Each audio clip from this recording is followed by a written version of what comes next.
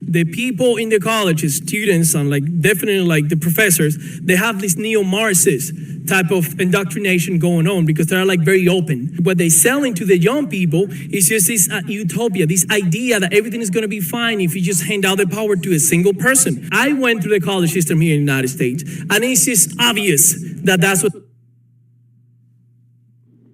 So that was just a little bit of the intro, and here you see these students on the college campus protesting, saying that, stop the genocide in Cuba, free Cuba, let Cuba become a democratic, entity,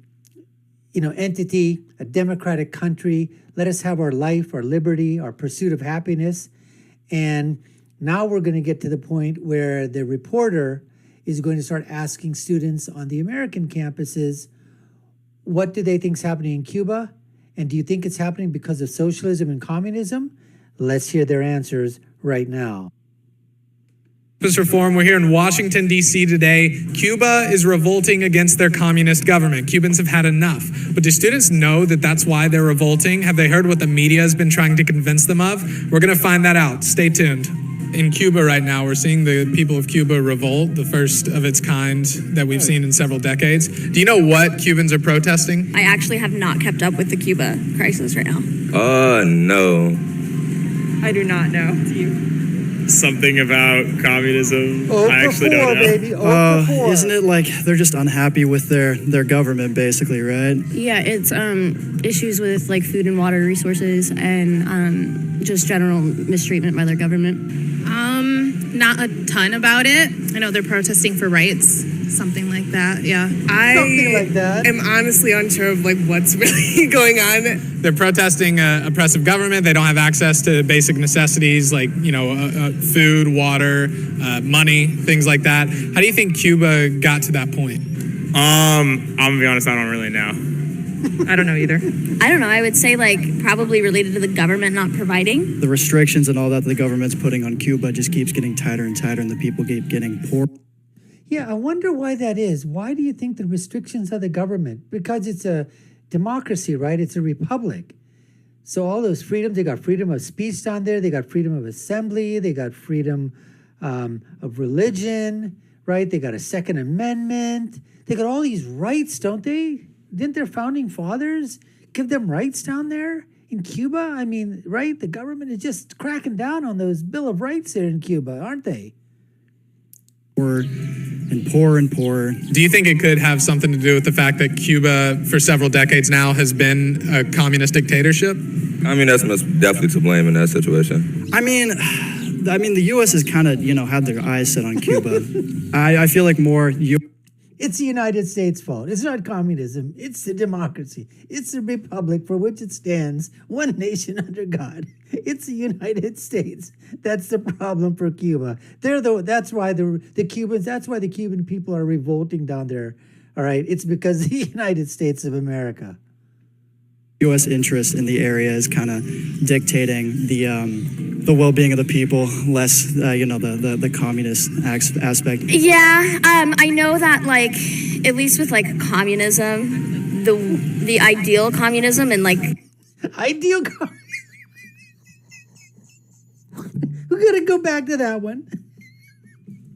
Yeah, the ideal communism. The one that killed 100 million people in 100 years. That ideal communism. The one that's in communist China right now. The one that's in Russia. Where they have the bread lines and the soup lines. That communism, that ideal communism. Let's just go back here and see what this young lady, wants to say in terms of that again. Yeah, I know that at least with communism, the ideal communism and the way it's supposed to be isn't necessarily the way it is. Yeah, because eventually people realize that, I'm not saying that America's perfect, but I think a democratic process is more fair. Probably, yes. Probably a bunch of things. That probably has something to do with it.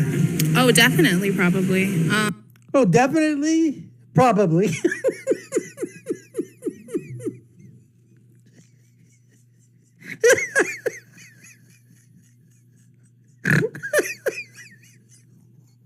I'm sorry.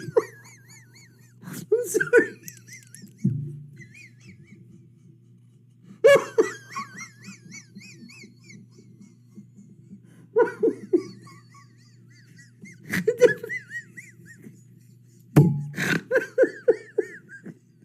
Okay.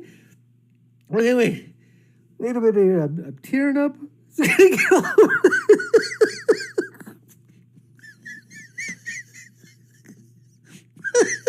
I gotta press a button.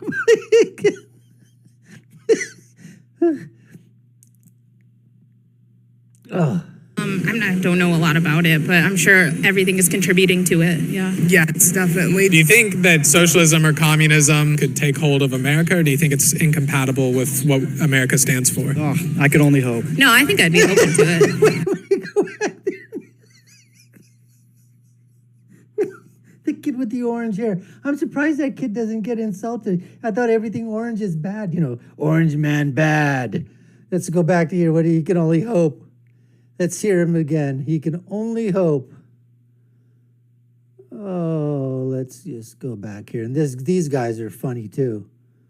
Could take hold of America, or do you think it's incompatible with what America stands for? Oh, I could only hope. No, I think I'd be open to it. Oh, geez, that's a deep question. Kind of an AOC fan. So a shift towards something more along the lines of communism is something you would prefer? I mean, yeah, I'm not like super read up as I wish. A communist, a classless, moneyless society has not yet been achieved. Can you name a country that's implemented communism and it worked out for them? I mean, implemented is pretty... Implemented is a pretty tough word. It's a pretty tough definition. Implemented. You know, it'll be done eventually one of these days out in the future. But like right now, that communism that they talk about, that just wasn't implemented correctly. It was just like some bad people. They just didn't know exactly how to do it. But we find the right people to run communism and socialism, then it'll be fine. Instead of killing 100 million people in 10 years, maybe it'll only kill 90 million people in 9 years. You know what I'm saying? I mean, tried to implement and then, you know. Usually seems to be how it goes down. I would say China's kind of thriving right now. You think China's doing good? Yeah. But what about China's citizens? They don't really have the same rights that we do. I mean, I don't want to get into the whole Uyghur thing there, but... Oh, sure. I don't want to get into the whole Uyghur thing there. You know, what do we care about, you know, some Muslims, you know, some Muslims out there, Chinese Muslims, you know, in concentration camps, being raped and killed and murdered each and every single day, like almost 2.5 to 3.2 million are in concentration camps, re-education camps. You know, communism. Yeah, we'll like it here in the United States and around the world. It'll be great. But I would say in general, yes, they do. I don't think it's something that will ever take over just because there's a lot of greed in the US. The ideal communism and Again, this idiot. I mean, this woke, social justice, warrior, chickadee, Nazi, feminazi, you know, virtue signaling babe. Do we have to mansplain it to you? Because it's greedy in America. So communism will never be here. What the hell are you going to school for, honey? That's what I'd like to know. What the hell are you going to school for? You're not going to be greedy about getting a job for yourself? You're not going to be greedy about getting stuff for your family? Maybe not. Who knows? Maybe, you know, her parents are supporting her and she doesn't know what kind of money been spent on her education, lived a privileged life, so she can say the stupid things that she says, have those opinions to herself that are absolutely, you know, completely baseless. I mean, it is amazing, folks. It just rolls off the tip of their tongue. Ideal communism hasn't been here yet. Ideal.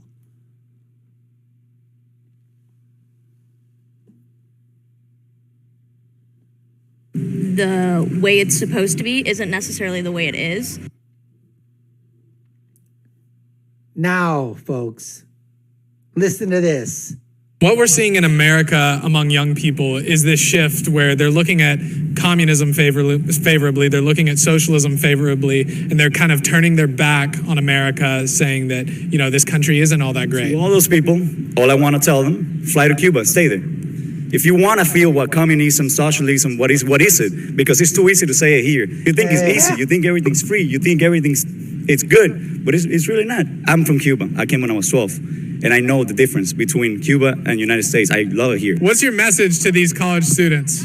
Listen to us, guys. Communism sounds beautiful in theory, but it can never be taken to practice. Understand that. Communism kills. They take everything. They tell you what to think, what to feel. They even control what music you listen to. Right now in Cuba, after 62 years of communism, kids are getting shot in the streets just for chanting freedom. The problem is not the lack of food or the lack of medicine, it's the lack of freedom. If we have freedom, we will have food and medicine. You can bet on that. Since the 60s, the people in the colleges, students and definitely the professors, they have this neo-Marxist type of indoctrination going on. I went through the college system here in the United States, and it's just obvious that that's what's happening. The American school system and the American democracy allows every student to learn of every system. But in Cuba, you can only learn of one system. It's only one type of knowledge, and that is communism. That is wrong. They have to learn about capitalism. They have to learn about democracy. The idea of capitalism is greater than communism, and I say it to all of the students.